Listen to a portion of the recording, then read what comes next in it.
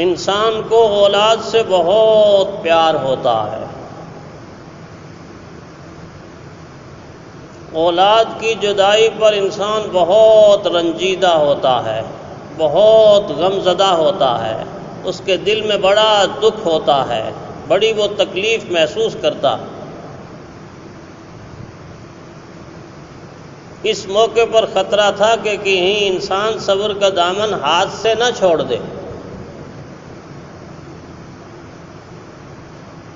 اللہ تعالیٰ نے حضور صلی اللہ علیہ وسلم کی سیرت کے حوالے سے سمجھایا کہ پیارے پیغمبر صلی اللہ علیہ وسلم اپنے محبوب ترین اور پیارے صاحبزادے حضرت ابراہیم جو رسول اللہ صلی اللہ علیہ وسلم کے صاحبزادے، ایسے حضور صلی اللہ علیہ وسلم اپنی جھولی میں لے کے بیٹھے ہوئے ہیں۔ جس طرح ایک باپ اپنے بچے سے پیار کرتا ہے، اسی پیارے انداز سے رسول اللہ صلی اللہ علیہ وسلم اپنے صاحبزادے ابراہیم کو اپنی پیاری مبارک گود میں لے کر بیٹھے ہوئے ہیں، اور یہ وہ وقت ہے کہ جب آپ کے صاحبزادے کی زندگی کا آخری وقت خود رسول اللہ صلی اللہ علیہ وسلم یہ محسوس کر رہے ہیں کہ یہ اس کی زندگی کے لمحات کے آخری لمحات ہیں، آخری سانسیں۔ پیارے پیغمبر صلی اللہ علیہ وسلم حضرت ابراہیم کو دیکھ بھی رہے ہیں، اس سے پیار بھی کر رہے ہیں، اسے چوم بھی رہے ہیں، اور دوسری طرف جب ان کا انتقال ہوتا ہے آپ کی گودی میں، آپ کی مبارک گود میں، تو رسول اللہ صلی اللہ علیہ وسلم کی مبارک آنکھوں کے مبارک آنسوں کے موتیوں کی طرح کے قطرے آنکھوں سے گر کر آپ صلی اللہ علیہ وسلم کی داڑھی مبارک کی طرف لپک رہے، اور پیارے پیغمبر صلی اللہ علیہ وسلم کی زبان سے یہ جملہ بھی نکلا، اللہ کے نبی نے فرمایا ابراہیم آپ کی جدائی نے مجھے بڑا غمزدہ کر دیا، آپ کی جدائی نے مجھے بڑا غمزدہ کر دیا ہے۔ یہ جملہ کہنے کے بعد رحمت کائنات صلی اللہ علیہ وسلم کی زبان مبارک سے یہ جملے بھی نکلے کہ میں وہی کہوں گا کہ جو کہنے کی اللہ نے تعلیم دی ہے، وہ کیا ہے؟ انا للہ و انا الیہ راجعون۔ اس چھوٹے سے واقعے میں پیارے پیغمبر صلی اللہ علیہ وسلم نے غم کے اظہار کی ایک حد متعین کر دی کہ غم کے اظہار کی حد کیا ہوتی ہے۔ غم کے اظہار کی حد یہ متعین کی کہ آنکھیں بے شک برستی رہیں مگر زبان سے شکوہ اور شکایت کا کوئی جملہ نہ نکلے، زبان سے شکوہ اور شکایت کا کوئی جملہ نہ نکلے۔ بالکل اسی طرح دوسری حدیث ساتھ ملائی کہ جب اللہ کے نبی کے صحابہ نے اللہ کے محبوب سے پوچھا کہ ہمیں یہ بتائیں قرآن حکیم کے اندر فصبر جمیل، صبر جمیل کیا ہے؟ صبر جمیل کیا؟ تو رحمت کائنات صلی اللہ علیہ وسلم نے بہت خوبصورت بات، آپ کی ہر بات خوبصورت ہے، فرمایا صبر جمیل یہ ہے کہ دکھ اور تکلیف اور صدمے کی وجہ سے انسان کی آنکھیں تو برستی رہیں مگر زبان گونگی ہو جائے، زبان گونگی ہو جائے، زبان سے کوئی لفظ نہ نکلے، چیخنا نہیں، چلانا نہیں، چنگاڑنا نہیں، واویلا نہیں، یہ نہیں۔ فرمایا یہ زمانہ جاہلیت کی رسم، زمانہ جاہلیت کی رسم، اس کی اجازت۔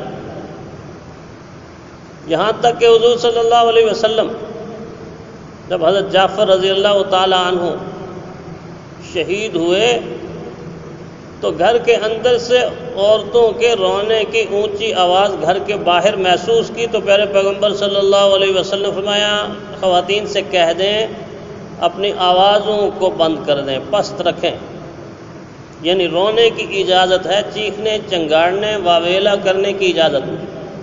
کچھ دیر کے لیے خاموشی چھا گئی، پھر آواز کچھ بلند ہوئی، اللہ کے نبی نے فرمایا جائیں ان کو منع کر دیں، ایسا نہ کریں۔ کچھ دیر خاموشی رہی، تیسری مرتبہ پھر آواز بلند ہوئی، اب رسول اللہ صلی اللہ علیہ وسلم کے چہرہ مبارک پر سرخی آئی، غصے کے آثار نمودار ہوئے، اور صحابہ سے فرمایا جاؤ ان کو کہہ دو کہ اپنی آوازوں کو بالکل پست کر دو، ورنہ میں زمین سے مٹی اٹھا کے آپ کے منہ میں ڈال دوں۔ ناراضی کہی، ایسا نہیں کرنا، ایسا نہیں کرنا، ایسا نہیں کرنا۔ فرمایا جو اس طرح کرتا ہے کہ غمی کے موقع کے اوپر گریبان پھاڑتا ہے یا چیختا ہے یا چنگاڑتا ہے یا چلاتا ہے یا اپنے بال نوچتا ہے، جو اس طرح کی حرکتیں کرتا ہے اس کا میری امت کے ساتھ اور میرے ساتھ کوئی تعلق نہیں، منع فرمایا اس چیز۔ خود آپ صلی اللہ علیہ وسلم کی صاحبزادی کا عمل دیکھیں، ساری کی ساری دنیا کے غم، ساری کی ساری دنیا کے دکھ، ساری کی ساری دنیا کی تکالیف، رنج و الم اگر جمع کر دیے جائیں تو ان کے مقابلے میں رحمت کائنات صلی اللہ علیہ وسلم جو دنیا سے تشریف لے گئے ہیں، اس وقت حضور کے جانے کا غم ساری دنیا کے غموں سے زیادہ تھا، ساری دنیا کے غموں سے زیادہ تھا۔ وہ صحابہ، وہ اہل بیت جو ایک لمحے کے لیے بھی حضور صلی اللہ علیہ وسلم سے الگ ہونا پسند نہیں کرتے تھے، وہ حضور صلی اللہ علیہ وسلم کی جدائی کو کیسے برداشت کریں؟ اسی لیے تو آپ سنتے ہیں کہ بڑے بڑے مضبوط ترین صحابہ ہل کر رہ گئے، ہکا بکا رہ گئے، کسی کی زبان سے کوئی جملہ نکلا، کسی کی زبان سے کوئی جملہ نکلا۔ حضرت عمر رضی اللہ تعالیٰ عنہ جیسا جلیل القدر اور بہادر انسان یہ کہتا ہے اس غم کے اندر مبتلا ہو کر، جس نے آج یہ کہہ دیا کہ حضور صلی اللہ علیہ وسلم کا انتقال ہو گیا، عمر کی تلوار اس کا تن اس کی گردن سے جدا کر دی۔ صدیق اکبر نے سمجھایا، آیت پڑھ کے سمجھایا کہ نہیں ایسا نہیں۔ حضرت بلال اتنے دل برداشتہ ہوئے کہ مدینہ کو چھوڑ کر دمشق میں چلے گئے۔ فرمایا مدینہ میں رہوں گا، حضور کی یاد بہت ستائے گی، جب میں اذان دوں گا محمد رسول اللہ صلی اللہ علیہ وسلم کہوں گا، میرے سامنے چہرہ نبوت نہیں ہوگا، میں اذان کیسے دوں؟ کتنا غم تھا حضرت ابو ہریرہ کو، کتنا غم تھا، کہہ رہے تھے اے میری ماں مجھے پیدا ہی نہ کرتی، آج رحمت کائنات صلی اللہ علیہ وسلم کے دنیا کے جانے کا غم مجھے نہ محسوس ہو، جملے کہے۔ اور حضور صلی اللہ علیہ وسلم کی صاحبزادی حضرت فاطمہ الزہرا رضی اللہ تعالی عنہا نے جو جملہ کہا کہ کتنا دکھ تھا ان کو، فرمایا صبت علی مصائب لو انہا صبت علی الایام سرنا لیالیا۔ فرمایا لوگوں، رحمت کائنات صلی اللہ علیہ وسلم کے دنیا سے چلے جانے کے بعد اس صدمے کے اتنے پہاڑ مجھ پر ٹوٹے ہیں، پہاڑ مجھ پر ٹوٹے ہیں، غم کے پہاڑ۔ فرمایا کہ وہ غم کے پہاڑ اگر سفید دنوں پر ٹوٹ پڑتے تو یہ سفید دن کالی راتیں بن جاتی، کالی راتیں بن جاتی۔ اتنا غم، اتنا دکھ، اتنا صدمہ، لیکن آنسوں سے آگے حد کراس نہیں کی۔ حضور صلی اللہ علیہ وسلم کی صاحبزادی نے اس سے آگے نہیں کوئی عمل نہیں کیا کہ ایسا عمل ہوا ہو کہ زمانہ جاہلیت کوئی رسم، نہ بالکل اپنے غم کو اپنے دل پر برداشت کر لیا، اپنے دل پر برداشت کر لیا، لیکن زمانہ جاہلیت کی کسی رسم کو زندہ نہیں کیا۔ حضور صلی اللہ علیہ وسلم کی پھوپھی ہیں اور اجازت مانگ رہی، اجازت کس چیز کی؟ اپنے باہی کی میت کو دیکھنے کی اجازت، وہ باہی جو میدان جنگ میں ٹکڑے ٹکڑے ٹکڑے ہو چکا ہے۔ آپ جانتے ہیں، پڑھے لکھے لوگ جانتے ہیں کہ حضرت حمزہ کی لاش کو کتنے ٹکڑوں میں کاٹ کاٹ کے رکھ دیا گیا تھا، کلیجہ نکال دیا گیا تھا، کلیجہ چبا کے پھر اگل دیا گیا تھا۔ یہ میت کا منظر تھا، اور حضرت صفیہ حضور صلی اللہ علیہ وسلم کے پاس اپنے صاحبزادے کو بھیجتی ہیں کہ اللہ کے نبی میں اپنے بھائی کی میت کا آخری دیدار کر لوں۔ رسول اللہ صلی اللہ علیہ وسلم کو پتہ تھا کہ حضرت حمزہ کی میت کے ساتھ کیا حشر ہو چکا ہوا ہے، تو خدشہ گزرا کہ کہیں میری پھپھو میری پھپھی وہاں جا کر کہیں زبان سے کوئی ایسا لفظ نہ کہہ دیں، کوئی اس طرح کا عمل نہ ظاہر کر دیں، عورت ہیں اور عورت کمزور دل ہوتی ہے۔ تو حضور نے فرمایا کہ آپ نہ جائیں۔ 2 دفعہ اجازت مانگی، تیسری دفعہ خود پہچان گئی، فرمایا اللہ کے نبی جو آپ سمجھ رہے ہیں وہ نہیں ہوگا، وہ نہیں ہوگا۔ اپنے بھائی کی میت پر گئیں، وہ بھائی کے جو ٹکڑوں ٹکڑوں میں تقسیم ہو چکا ہے، خون میں لت پت ہے، وہاں جا کر بھی وہی جملہ زبان سے کہا کہ جو اللہ نے تعلیم دی ہے، انا للہ و انا الیہ راجعون۔ اور رسول اللہ صلی اللہ علیہ وسلم کی طرف مسکرا کر دیکھ کر فرمایا میں قیامت کے دن اپنے شہید بھائی کے ساتھ جنت میں جاؤں۔ یہ صبر ہے، یہ صبر ہے جس کی دین تعلیم دیتا ہے، جس کی دین تلقین کرتا ہے، جو صفت آج امت سے رخصت ہی ہو چکی ہوئی۔ نہ شوہر میں صبر، نہ بیوی میں صبر، نہ اولاد میں صبر، نہ باپ میں صبر، نہ پڑوسی میں صبر، نہ مومن میں۔ کوئی آدمی ایسا نہیں نظر آتا کہ جس کا تقاضا اسلام کرتا ہے، دین کرتا۔ 104 مرتبہ بار بار صبر کی تلقین کرنے کے بعد آج مومن جتنا بے صبرا۔ خود ان لوگوں کو دیکھیں کہ جن لوگوں کے نام لے کر ہم بے صبری کا مظاہرہ کرتے ہیں، ذرا ان کی صبر کو تو دیکھو۔ صبر نہیں، صبر کی انتہا کر دی، صبر کی انتہا کر دی۔ حضرت حسن تشریف فرما ہے، ایک بوڑھا دیہاتی اعرابی آیا، اور دیہاتی گنوار ہوتے ہیں، وہ بعض دفعہ اس طرح کی بات کرتے ہیں کہ جو تہذیب سے ہٹ کر ہوتی، اور اس نے کی بھی آزمائش کے لیے۔ حضرت حسن رضی اللہ تعالیٰ عنہ کے سامنے آ کر کہتا ہے کہ یہ کون بیٹھا ہوا ہے؟ اچھا، یہ وہ خونخوار دادا، اس کا پوتا بیٹھا ہوا۔ حضرت ابو طالب کی طرف نے اشارہ کیا اور ان کو خونخوار کہا کہ خونخوار دادے کا پوتا بیٹھا ہوا ہے۔ حضرت حسن رضی اللہ تعالیٰ عنہ، آپ دیکھ لیجئے، اپنے آپ کو چیک کیجئے، اگر مجھے اور آپ کو کوئی اس طرح کا جملہ کہے یہ خونخوار باپ کا بیٹا ہے یا خونخوار دادے کی اولاد ہے، میرا اور آپ کا پارا 100 ڈگری سے آگے جائے گا کہ نہیں جائے گا؟ لیکن وہ لوگ امت کے نمونہ تھے، ان کو پتہ تھا کہ امت نے ہمیں فالو کرنا، امت نے ہمارے پیچھے چلنا، ہمارا ہر عمل نمونہ بنتا جا رہا ہے۔ حضرت حسن رضی اللہ تعالی عنہ کے چہرے کے اوپر اتنی گہری مسکراہٹ آئی، اتنی گہری مسکراہٹ آئی، اور پھر حضور کے نواسے جب مسکراتے تھے تو اللہ کے نبی کی شبیہ محسوس ہوتی تھی، حضور صلی اللہ علیہ وسلم جیسے مسکرا رہے۔ مسکرانے کے بعد پہلی بات جو کی، اتنی خوبصورت بات، اتنی خوبصورت بات، اس بوڑھے کو مخاطب کر کے حضرت حسن فرماتے ہیں اے خوبصورت چہرے والے عرب۔ اب دیکھیں اس نے کیا جملہ استعمال کیا، کتنی گستاخی کا، کتنی بے ادبی کا۔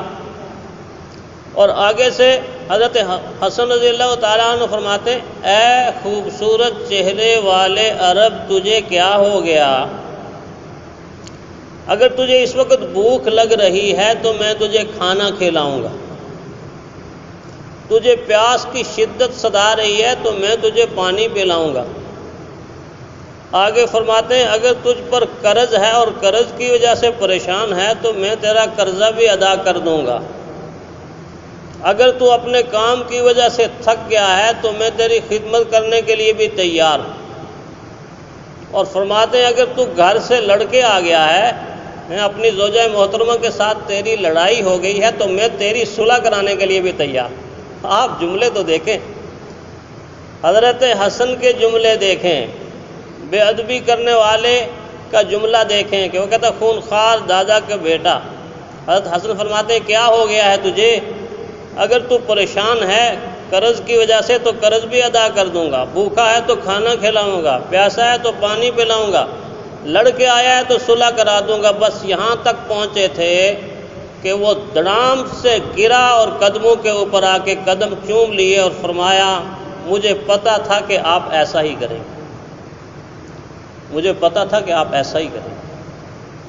یہ تھا کڑوی کسیلی باتوں پر، نازیبا کلمات پر، بے ادبی اور گستاخی کے کلمات پر، آمنہ کے لال کے نواسے کا عمل، فاطمہ الزہرا رضی اللہ تعالی عنہا کے لخت جگر کا عمل۔ کیا یہ عمل آج جو ہم ان کے نام لیوا ہیں ہماری زندگیوں میں زندہ ہے؟ ہمیں کوئی دے کر دیکھے اس طرح کا جملہ، ہم کہتے ہیں ہم اینٹ کا جواب پتھر سے دیں گے، نہیں سکھایا ہے دین نے یہ، نہیں سکھایا ہے دین نے یہ۔ اتنا صبر، اتنا حوصلہ مردوں میں عورتوں میں۔ ابو طلحہ ایک انصاری صحابی ہیں، ام سلیم ان کی زوجہ ہے، روزہ رکھ کے باہر گئے ہوئے ہیں اور سارا دن روزہ بھی رکھا، مزدوری بھی کی، اور گھر میں اکیلا تنہا ان کا اکلوتا بیٹا جس سے بڑا پیار تھا، بڑا پیار، بڑے چومتے تھے اس کو، بیمار تھا، شام کے وقت انتقال کر گیا۔ جب گھر آئے تو ام سلیم نے سوچا دن کا روزہ تھا، سارا دن مزدوری کی ہے، بھوک کی شدت ہوگی، پیاس کی حدت ہوگی، گرمی سے پیاس لگی ہوئی ہوگی، اگر میں ان کو فوراً بتا دوں کہ بیٹے کا انتقال ہو گیا تو یہ تو کھانا بھی نہیں کھائیں گے، اور اس وقت رات میں چونکہ اندھیرا ہوتا تھا، رات کو دفنا تو نہیں سکتے تھے، پوری رات بے چین اور بے قرار ہو جائیں گے۔ جب آئے پوچھے بیٹے کا کیا حال ہے، فرمایا اچھا حال۔ اور واقعی اس دنیا سے جو آخرت کی طرف جاتا ہے اس سے زیادہ اچھا حال کس کا ہوتا ہے؟ آخرت اچھا جہاں ہے۔ ساری رات نہیں بتایا اور صبح کو اٹھ کے پوچھ رہی ہیں۔ دیکھیں ایک مسئلہ مجھے بتائیں کہ اگر کسی نے کسی کے پاس امانت رکھی ہوئی ہو اور وہ آدمی امانت کے واپس کرنے کا تقاضا کر رہا ہو تو واپس کر دینی چاہیے یا ناراض ہونا چاہیے؟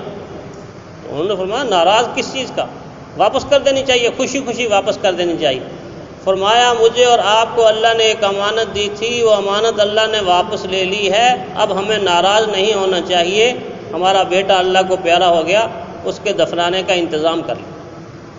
ان کا یہ صبر اللہ کو اتنا پسند آیا، اتنا پسند آیا کہ یہ ابھی حضور کی خدمت میں خود نہیں پہنچے تھے کہ اس سے پہلے جبرائیل امین نے آ کر پیارے پیغمبر صلی اللہ علیہ وسلم کو ان کے واقعے کی خبر بھی دی اور اس پر خوشی کا اظہار بھی فرمایا۔ یہ صبر۔